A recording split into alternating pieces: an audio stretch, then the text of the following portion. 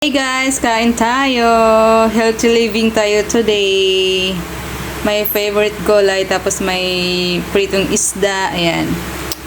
Let's eat! Okay. Let's eat guys. Sarap ng ulam ko. My favorite. Ayan. Diba?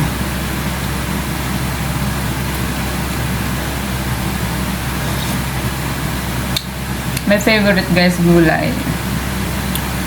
Ano daw to pangpahaba ng buhay. Yummy.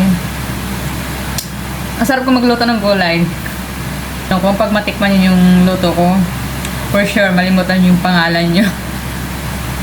Charis. Perfect. Pangit ng Puro sa matigam. Ang sarap.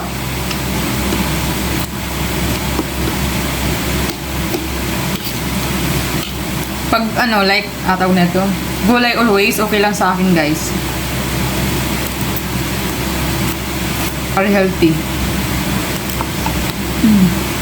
Kahit mag-isa lang ako, ganito talaga ako. Magluluto ako like, ganito gulay. Pag gusto ko. Pag gusto ko yung ganito yung lutong bahay.